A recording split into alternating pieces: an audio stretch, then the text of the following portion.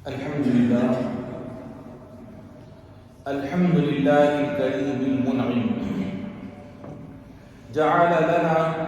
من أزواجنا وذرياتنا قرة أعين وأشهد أن لا إله إلا الله وحده لا شريك له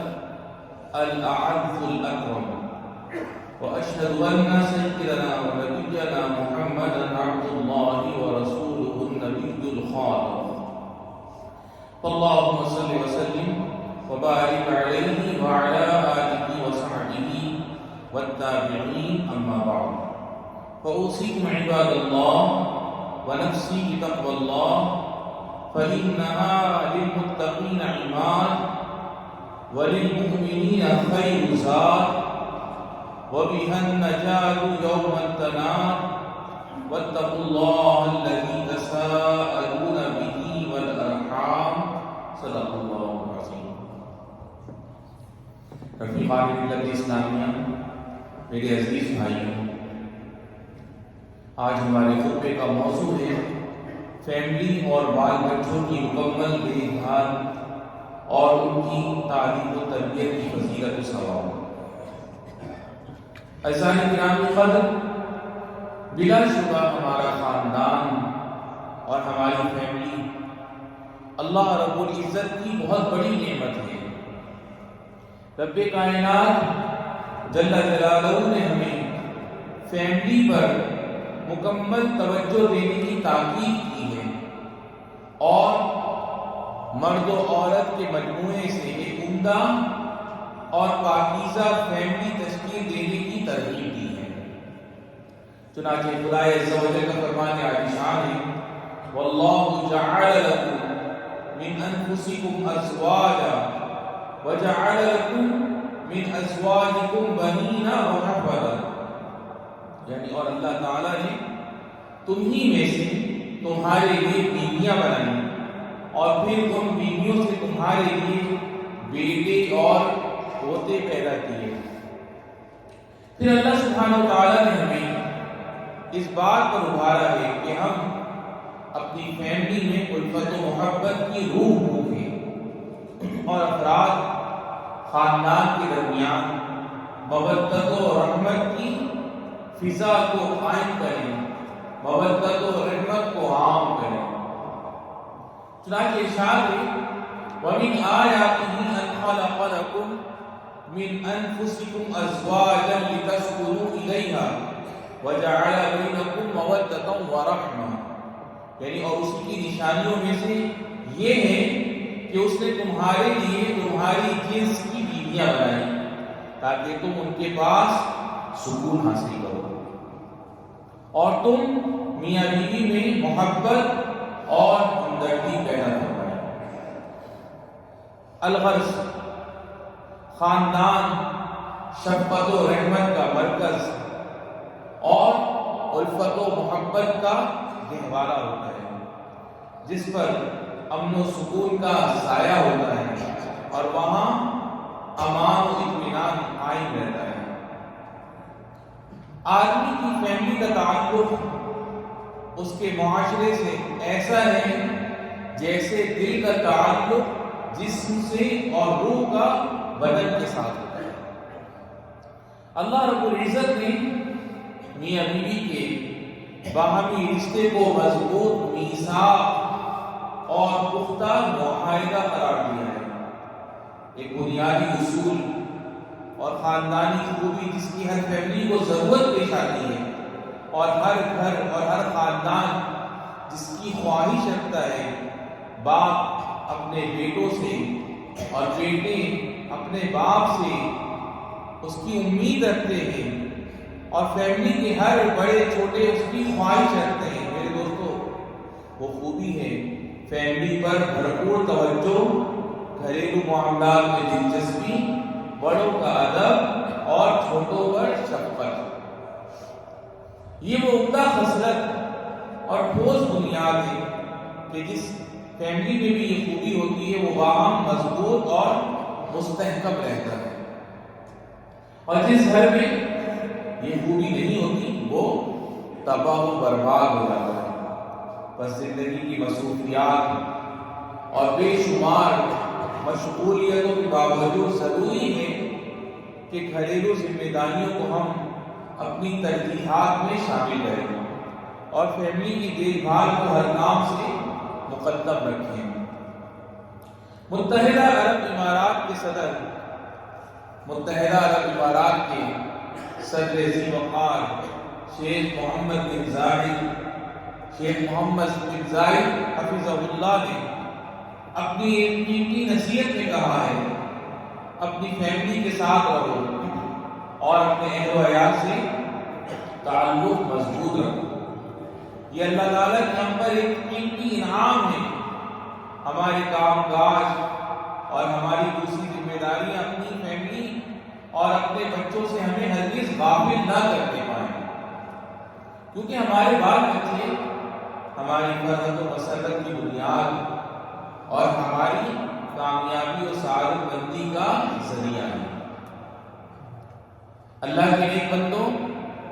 اور میرے مومن بھائی، یوں تو ہمیں اپنی فیملی کی ہر فرد کی دیکھ بھال کرنی چاہیے، لیکن ان میں سے اپنے بچوں اور بچیوں پر خصوصی توجہ دینی چاہیے اور ان کی تعلیم و تربیت کو ہر کام پر مقدم رکھنا چاہیے۔ بلا شبہ ہمارے بچے ہمارے جگر کے ٹکڑے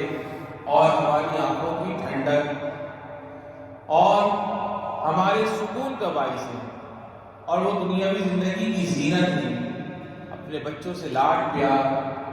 اور ان کی تعلیم و تربیت کا اہتمام ہمارے نبی کریم صلی اللہ علیہ وسلم کی پیروی کا تقاضا ہے۔ چنانچہ نبی رحمت للعالمین صلی اللہ علیہ وسلم نے اپنی آل و اولاد اور اپنے نواسوں اور نواسیوں کو بھرپور لاڈ پیار دیا، اپنے شفقت بھرے الفاظ اور اپنے مشفقانہ جذبات سے ان کو نوازا اور ان کے اخلاق و کردار کو آراستہ فرمایا۔ آپ صلی اللہ علیہ وسلم ان پر بے انتہا شفقت و کرم فرماتے اور ان کو ہنساتے کھلاتے۔ چنانچہ ایک بار آپ صلی اللہ علیہ وسلم نے جب اپنے ایک نواسے کو راستے میں کھیلتے ہوئے دیکھا تو تیزی کے ساتھ ان کی طرف بڑھے اور شفقت میں اپنے بازو ان کی طرف پھیلا دیے۔ تو عزیز نواسے شوخی میں کبھی ادھر ہو جاتے کبھی ادھر چلے جاتے، اور آپ صلی اللہ علیہ وسلم ان کے ساتھ دل لگی فرماتے رہے۔ پھر ان کو اپنی آغوش میں لے کر ان کا بوسہ لیا اور یہ دعا فرمائی، اللہم انی احبہ فاحبہ، یعنی یا اللہ میں اس سے محبت کرتا ہوں، بس تو بھی اس کو اپنی محبت عطا فرما۔ تو کتنا اچھا ہو کہ ہم بھی رسول اکرم صلی اللہ علیہ وسلم کے اس معمول کی پیروی کریں، بس اپنے بچوں کو ہنسائیں کھلائیں اور ان کو اپنے سے خوب مانوس کریں۔ میرے بھائیوں، اولاد پر توجہ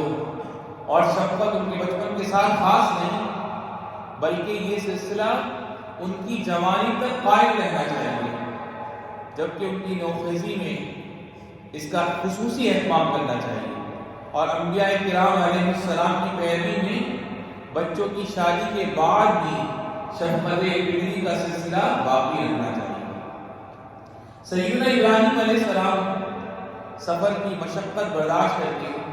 اپنے صاحبزادے حضرت اسماعیل علیہ السلام کے پاس جاتے تاکہ ان سے معلوم کریں کہ ان کی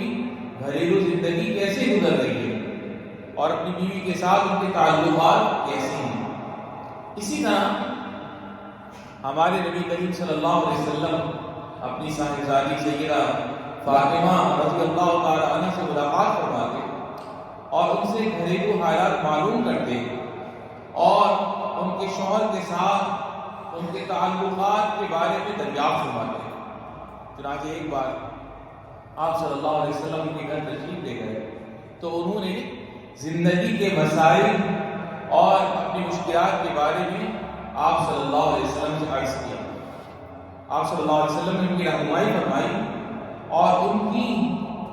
ان کے گھر کی برکت اور بہتری کے لیے قیمتی ہدایات فرمائی۔ حضرت فاطمہ رضی اللہ تعالی عنہ، حضرت فاطمہ رضی اللہ تعالیٰ عنہ کے ساتھ آپ صلی اللہ علیہ وسلم کی شفقت اور اہتمام کا نتیجہ تھا کہ جب بھی آپ حضرت صلی اللہ علیہ وسلم کی خدمت میں حاضر ہوتی تو آپ صلی اللہ علیہ وسلم ان کی دلجوئی میں کھڑے ہو جاتے، شفقت کا بوسہ لیتے اور ان کو اپنی نشست گاہ پر بٹھاتے۔ یہ ہے فیملی کے ساتھ بھرپور توجہ کی روشن مثال، اور اس کی عمدہ صورت ہدایت جس کو ہمارے دین حنیف نے پیش کیا ہے، تاکہ یہ روشن مثال بچوں کے باپ اور ماں کے لیے چراغ راہ بنے، اس کے ذریعے وہ اپنے گھروں میں سعادت مندی حاصل کریں اور اپنے رب کی رضا مندی تک پہنچیں۔ یا اللہ ہم کو اپنے نبی اور ہمارے قائد محمد عربی صلی اللہ علیہ وسلم کی پیروی کی توفیق عطا فرما، اور ہمیں ہمارے گھروں میں اور ہماری فیملی میں سعادت مند بنا، اور اے ہمارے رب اپنے عظیم فضل و کرم سے ان لوگوں کو جزائے خیر عطا فرما جو اپنی فیملی کی اچھی طرح دیکھ بھال کرتے ہیں اور اپنے گھروں اور اپنے بال بچوں پر بھرپور توجہ دیتے ہیں۔ اے ہمارے رب ان کے لیے توفیق اور راست بازی کو قائم و دائم رکھ، اور ان کے خاندان اور آل و اولاد میں برکت عطا فرما۔ نیز ہم سب کو اپنی اور اپنے نبی صلی اللہ علیہ وسلم کی اطاعت کی توفیق عطا فرما، اور ان لوگوں کی اطاعت کی بھی توفیق عطا فرما جن کی اطاعت کا تو نے اپنے اس فرمان میں حکم دیا ہے۔ یا ایھا الذین آمنوا اطیعوا اللہ واطیعوا الرسول واولی الامر منکم۔ اقول قولی ھذا واستغفر اللہ۔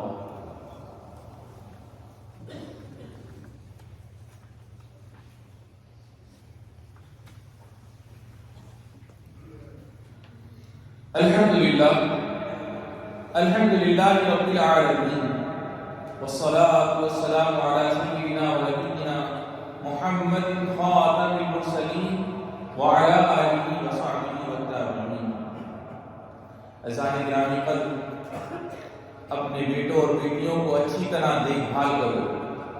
اعتدال اور توازن کے ساتھ اپنی فیملی اور اپنے گھروں پر توجہ دو،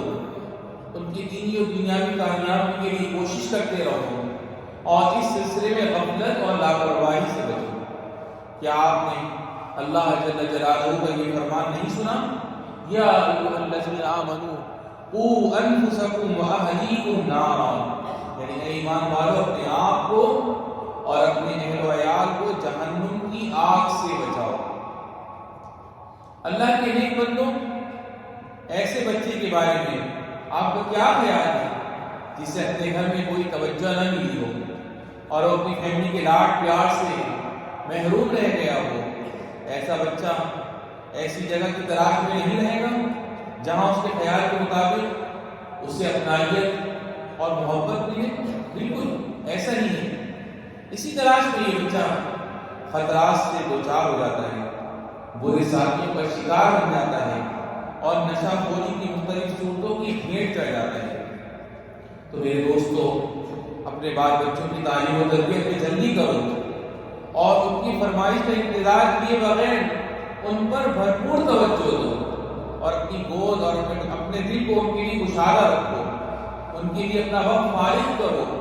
اپنی مجلسوں میں ان کو بٹھایا کرو، ان کو اپنے ساتھ رکھا کرو، ان سے دوستانہ انداز اختیار کرو، انہیں ایسی فیملی مجلسوں میں شریک رکھا کرو جن میں آباء و اجداد اور بیٹے اور پوتے سب یکجا ہوں، اور جہاں سب کی ملاقات ہو۔ اسی طرح یہاں کے بچوں کو امارات کی پاکیزہ عادات اور خالص معاشرتی روایات سکھاؤ، اپنی اولاد کو شریعت و سنت سے آگاہ کرو، اور ان کے لیے ہمیشہ یہ دعا کرتے رہو، ربنا ہب لنا من ازواجنا و ذریاتنا قرۃ اعین، یعنی اے ہمارے رب ہماری بیویوں اور ہماری اولاد کی طرف سے ہمیں آنکھوں کی ٹھنڈک عطا فرما۔ آمین ثم آمین۔ پروردگار عالم ہمیں ہمارے والدین، بہن بھائی، بیوی بچوں کو صحت و سلامتی اور عافیت والی زندگی عطا فرما، اور جن کے والدین، بہن بھائی تیری بارگاہ میں چلے گئے ان سب کی بے حساب بخشش و مغفرت فرما۔ ھذا وصلی اللہ وسلم وبارک علی